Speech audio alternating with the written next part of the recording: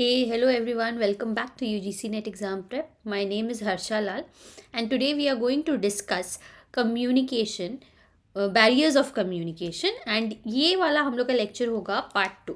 इसके बाद और एक लेक्चर आएगा बैरियर्स ऑफ कम्युनिकेशन का. सो फर्स्ट ऑफ ऑल हम लोग कॉन्सेप्ट्स डिस्कस करेंगे जैसे कि हम लोग अधिकतर करते आए हैं, and towards the end we are going to solve the previous question. So हम लोग फटाफट से आज के लेक्चर को स्टार्ट करते हैं. सबसे पहले देखिए कुछ बैरियर्स ऑफ कम्युनिकेशन हमने पहले पार्ट में डिस्कस कर लिया है, उसी का कंटिन्यूएशन है. सो सिमेंटिक बैरियर्स क्या होता है? जब डिसएग्रीमेंट होता है between the words which we are using, एक ही वर्ड का सिमिलर मीनिंग, इसे बोलते हैं semantic barrier, which is based on individual being from different culture. अब अलग कल्चर के लोग अलग समझेंगे एक ही वर्ड को, ठीक है. disallowing the parties involved to determine a common meaning of the words which is being used.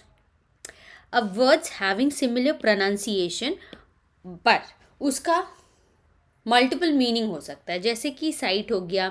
तो साइट हम लोग देख रहे हैं, और CIT मतलब हम लोग जैसे रिसर्च में पेपर्स वगैरह साइट करते हैं, वो हो गया, ठीक है. फिर है बैडली एक्सप्रेस्ड मैसेज. मैसेज का प्रिसीजन ठीक से नहीं है, बैडली एक्सप्रेस्ड है.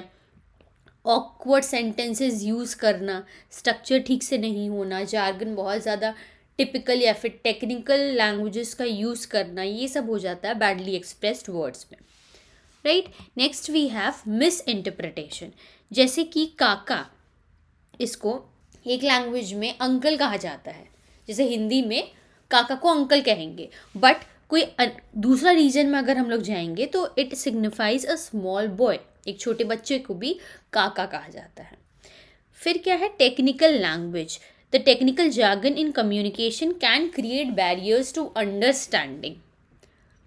इसकी वजह से टेंशन हो सकता है, मिसअंडरस्टैंडिंग हो सकता है between the sender and the receiver, ठीक है. अब जैसे कि कोई कंपनी में कोई टेक्निकल लैंग्वेज, कंप्यूटर साइंस जैसे हो गया, IT इंडस्ट्रीज़ वगैरह में कोई टेक्निकल लैंग्वेज यूज़ हो रहा है, बट अगर कोई दूसरा है कम्युनिकेटर, अगर कोई कस्टमर बात कर रहा है उनसे, और उस समय अगर कोई टेक्निकल लैंग्वेज का यूज़ हो जाता है, तो उन्हें कुछ समझ में नहीं आएगा, क्योंकि सेंडर यहाँ IT सेक्टर से है एंड जो रिसीव कर रहा है वो नॉन IT सेक्टर से है, ठीक है. सो ये सब हो जाता है सेमेंटिक बैरियर. इवॉल्विंग मीनिंग्स, जैसे कंप्यूटर का माउस होता है, ठीक है. सो माउस एक एनिमल होता है, एंड माउस एक कंप्यूटर का कॉम्पोनेंट भी हो सकता है, ठीक है. So computer technology has assign new meaning to the everyday words. जो रेगुलर वर्ड्स हैं उसका डिफरेंट मीनिंग होना. एग्जाम्पल्स अब देखिए सिमेंटिक बैरियर्स का. वर्ड्स विद डिफरेंट मीनिंग्स, ठीक है. जैसे कि बैंक हो गया, तो रिवर बैंक भी हो सकता है, एक फाइनेंशियल बैंक भी हो सकता है, सेम ही वर्ड का डिफरेंट मीनिंग हो गया. फॉल्टी ट्रांजैक्शंस, ट्रांसलेशंस, जो वर्ड्स यूज़ कर रहे हैं, जो सेंटेंसेस हम लोग यूज़ कर रहे हैं, वो ठीक से उसका ट्रांसलेशन ठीक से नहीं हुआ है.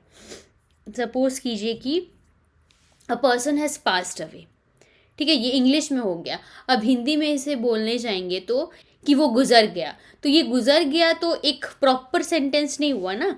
डेथ का जो डेथ होता है उसका प्रॉपर जो मीनिंग होता है वो क्या होगा, डिमाइस वगैरह हो गया, है ना. पर वो गुजर गया ये तो अलग ही हो गया मतलब ठीक से बना ही नहीं सेंटेंस. अब कोई और रीजन से होंगे तो ये वर्ड को कैच ही नहीं कर पाएंगे, राइट. अनक्लैरिफाइड अजम्पशंस, कोई वर्ड का सेंटेंस ठीक से बना नहीं है तो क्लैरिफिकेशन नहीं मिलेगा वो सेंटेंस में.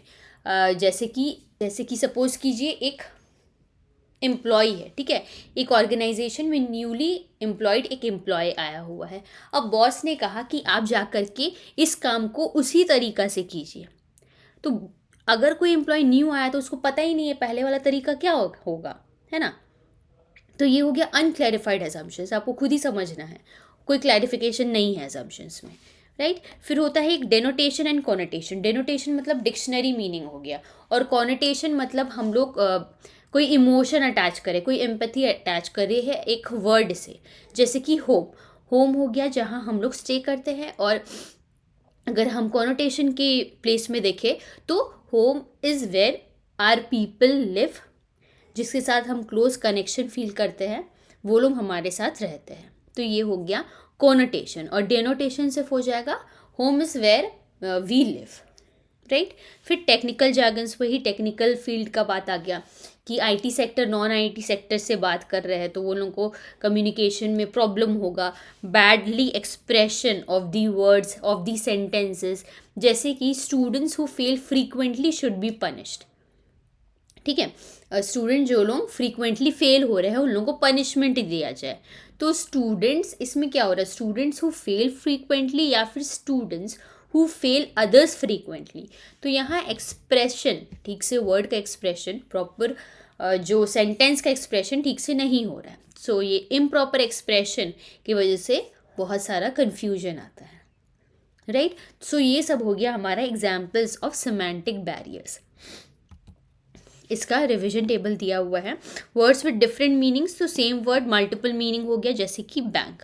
Bad expression, poor sentence formation, ambiguous sentences. Technical jargon, difficult in professional terms, है ना, जैसे इनकोडिंग हो गया और डिकोडिंग हो गया। Faulty translation, incorrect language conversion and translation उसका ठीक से नहीं होना। Denotation and connotation, literal versus emotional meaning एक वर्ड का, जैसे ही होम हमारा हो गया तो इसका कॉनोटेशन एंड डेनोटेशन डिफरेंट होगा। Unclarified assumptions, assuming shared knowledge, जैसे कि लाइक बिफोर, जैसे कि हमने लिया था एग्जाम्पल बॉस का। ठीक है, सो आपका रिवीजन पर्पस के लिए ये स्लाइड बहुत हेल्पफुल हो जाएगा। नेक्स्ट आता है हमारा interpersonal barriers. The effectiveness of communication depends a lot on the interpersonal relationship between two people. एक इंट्रापर्सनल होता है जो खुद के साथ हम सेल्फ टॉक करते हैं, और एक होता है इंटरपर्सनल, दो person A and B they are talking with each other.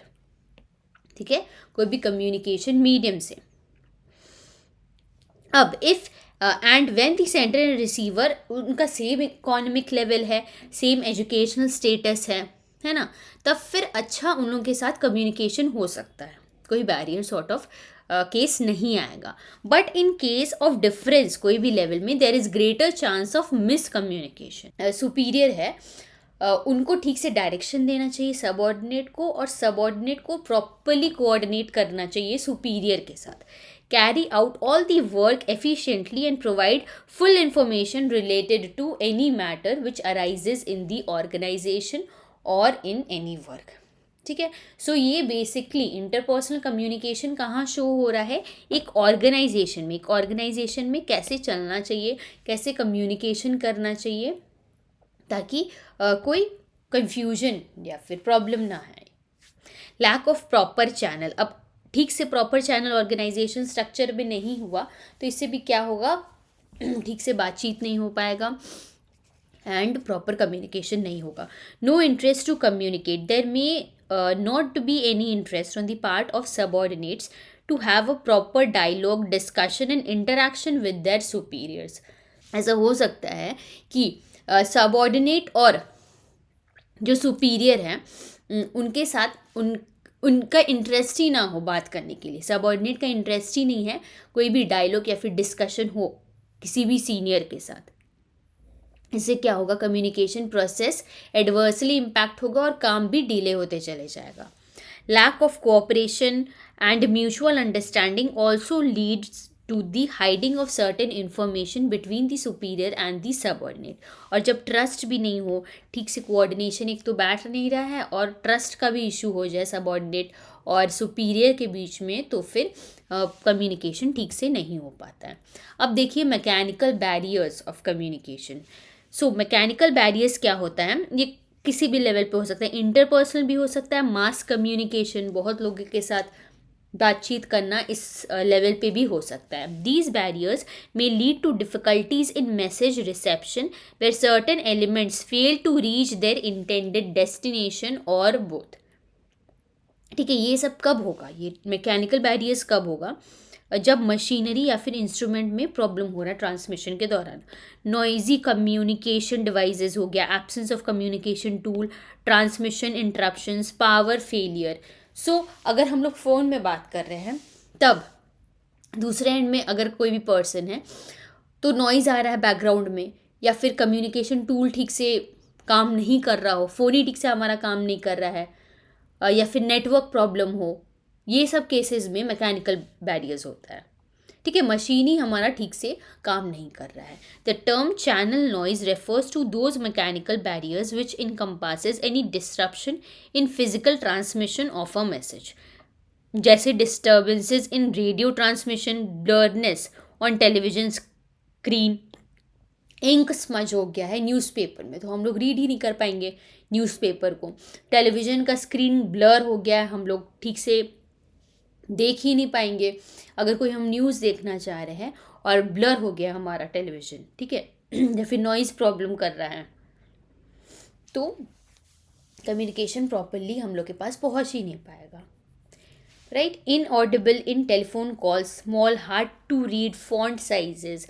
अब यही सब जो लिखा हुआ है हमारे स्लाइड में ये बहुत छोटा अगर मैं कर देती तो आप लोग को दिखाई नहीं देता, फिर आप लोग कहेंगे अपने एंड से कि मैम हमको दिखाई नहीं दे रहा आप क्या लिखे हुए हैं। तो ये क्या है, मैकेनिकल बैरियर्स हो गया ये सब। एनी मैल फंक्शनिंग डिवाइस, ठीक से काम नहीं कर रहा है devices, right. So all these are mechanical barriers. So इस सेशन में हमने देखा सेमेंटिक बैरियर्स, इंटरपर्सनल बैरियर्स हो गया, and then mechanical barriers, right. अब हम लोग सॉल्व करना स्टार्ट करते हैं प्रीवियस क्वेश्चन को। सबसे पहला क्वेश्चन देखिए, semantic barrier of communication is implied when, कब होगा सेमेंटिक बैरियर। सो इसका आंसर हो जाएगा receiver does not understand the message, meaning of the message. Message में जो मीनिंग निहित है वो जो रिसीवर है वो समझ ही नहीं पाएगा। Receiver attention is diverted, message transmitted to the source is unclear, signal is lost. Signal तो हो गया मैकेनिकल, है ना, ये वाला मैकेनिकल बैरियर हो गया। ये वाला अटेंशन ही नहीं है तो साइकोलॉजिकल बैरियर हो गया ये वाला। Message transmitted by the source, जो ट्रांसमिट कर रहा है वही ठीक से ट्रांसमिट नहीं कर पा रहा, ये भी नहीं होगा। रिसीवर डज नॉट अंडरस्टैंड, उनको मैसेज ही ठीक से नहीं समझ में आ रहा है, ये हो गया semantic barrier. Next question is which of the following will help overcome communication barriers.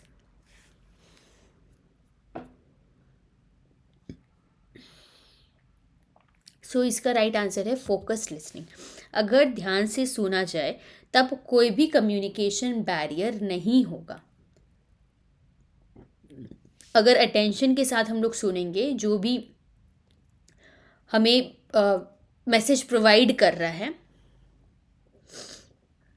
Sender जो भी हमें मैसेज प्रोवाइड करा, अगर हम लोग ध्यान से सुनेंगे तो इसमें कोई भी कम्युनिकेशन बैरियर नहीं होगा। Next question is which of the following can be the major communication barriers to online teaching. So इसका राइट आंसर है A, D and E. So online teaching में कौन कौन सा बैरियर हो सकता है। स्टूडेंट कम्युनिटी, अगर हम लोग स्टूडेंट को ही नहीं पढ़ाएंगे तो फिर किसको पढ़ाएंगे, तो सी जहाँ जहाँ है वो कट जाएगा। राइट आंसर इसलिए हमारा ए, डी एंड ई है। ए टेक्नोलॉजी, डी हो गया हमारा कल्चर, और ई हो गया हमारा जेंडर। ये होगा मेजर कम्युनिकेशन बैरियर्स। जेंडर मतलब मेल एंड फीमेल दोनों को पढ़ाने का तरीका थोड़ा अलग हो जाता है। कल्चर, अलग अलग कल्चर के बच्चों को पढ़ाना थोड़ा मुश्किल होता है। और टेक्नोलॉजी, अगर ठीक से ऑनलाइन टीचिंग अगर अभी हम लोग जैसे कर रहे हैं तो पेन वगैरह यूज़ करना ठीक से नहीं आएगा, डिवाइसेस को कनेक्ट करना ठीक से नहीं आएगा, तो हम लोग आपके साथ कम्युनिकेट ही नहीं कर पाएंगे, राइट। सो ये हो गया हमारा major barriers during online teaching. Next question is which of the following can be considered as psychological barriers to effective communication. So इसका राइट आंसर है बी, सी एंड डी। देखिए बी, सी हो गया एंड डी। तो psychological है ना, हमारा brain से जो रिलेटेड है वो कौन कौन सा है। हम लोग जब लिमिटेड रिटेंशन, हम लोग ठीक से रिटेन नहीं कर पा रहे, बहुत ज़्यादा रिलायंस है रिटन कम्युनिकेशन, रिटन वर्ड्स के ऊपर, तब ये साइकोलॉजिकल बैरियर क्रिएट करता है। और इन अटेंटिवनेस, ये तो सबसे पहले होता है। अगर हम लोग कोई भी चीज़ के लिए अटेंटिव नहीं है, अगर कोई हमें लेक्चर प्रोवाइड कर रहा है, अगर हम यूट्यूब में भी सेशंस देख रहे हैं और हम अटेंटिव ही नहीं है, हमारा ध्यान कहीं और ही लगा हुआ है, जो पढ़ा रहे हैं हम लोग समझ में ही नहीं आएगा, आप लोगों को समझ में भी नहीं आएगा। अगर हम लोग भी कुछ देखेंगे,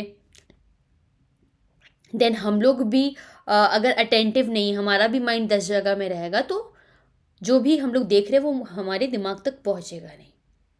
ठीक है, तो ये सब हो गया हमारा psychological barriers. Next question is, which of the following is an example of technological barrier in communication? So इसका सिंपल सा आंसर है लो बैंडविड्थ ऑफ इंटरनेट। ठीक है, ये टेक्निकल बैरियर हो गया हमारा, technological barrier. According to Robin, इनके हिसाब से sequence of barriers to effective communication क्या होगा? सो इसका राइट आंसर है ऑप्शन नंबर डी, ये वाला। देखिए इसका ऑप्शंस देखिए। According to Stephen P Robbins, इनके हिसाब से लॉजिकल सीक्वेंस है सबसे पहले फिल्टरिंग। कम्युनिकेशन सबसे पहले हम लोग जानते हैं कि सेंडर सबसे पहले कम्युनिकेट करेगा, कुछ एनकोड करेगा। ठीक है, मैसेज आर ऑफन फिल्टर्ड और manipulated to appear more favourable and acceptable. फिर आता है हमारा selective perception. The receiver interprets the message based on personal attitude. वो जो रिसीवर है अपने एंड से जो रिसीव कर रहा है ना, जो ये सेंडर है, ये सेंड कर रहा है मैसेज, रिसीवर जो अपने एंड से रिसीव कर रहा है, वो अपने हिसाब से personal attitude, personal perception, experience के हिसाब से उस इंफॉर्मेशन को सेंडर से लेगा। फिर आता है हमारा information load. Excessive information ओवरवेल्म्स the receiver. जो भी एक्सेसिव इंफॉर्मेशन है वो ओवरवेल्म कर देता है रिसीवर को। रिसीवर जो है बहुत ज़्यादा इन्फॉर्मेशन नहीं गैदर कर सकता है। इससे क्या होगा, अंडरस्टैंडिंग क्या है रिसीवर का, वो रिड्यूस हो जाएगा। अब कोई भी इंपॉर्टेंट मैसेज अगर हमें कन्वे करना है तो उसको टू द पॉइंट रखना चाहिए, बहुत ज़्यादा बढ़ा चढ़ा करके इन्फॉर्मेशन बहुत ज़्यादा नहीं देना चाहिए, नहीं तो लॉस्ट हो जाता है। वो मेन जो बात है, वो जो मेन मुद्दा रहेगा, वो चीज़ लॉस्ट हो जाएगा। फिर आता है हमारा emotions. Emotional state such as stress, anger, excitement affect how the message is being receive. So सब प्रॉब्लम देखिए रिसीवर के एंड पे ही आ रहा है, वो कैसे परसीव कर रहा है, इमोशनल स्टेट उनका कैसा है, इंफॉर्मेशन कितना वो रिसीव कर पा रहा है एंड उसको डिकोड कर पा रहा है, ये सब इन्हीं के एंड पे हो रहा है। Language, finally language differences, word, symbol, meaning वगैरह अगर ठीक से नहीं कन्वे किया गया, ये पूरा कम्युनिकेशन सिस्टम को प्रॉब्लम देगा एंड कम्युनिकेशन ठीक से हो नहीं पाएगा। तो ये इसका प्रॉपर सीक्वेंस हो गया। ठीक है, ECDB&A, राइट। सो यही है हमारा last question. I hope you like the lecture. अगर आपको कोई भी क्वेश्चन हो, कोई भी डाउट हो, you are free to comment that down. I would love to give a reply to that. So मिलते हैं हम लोग फिर नेक्स्ट लेक्चर में। Till then take care, keep studying and bye bye.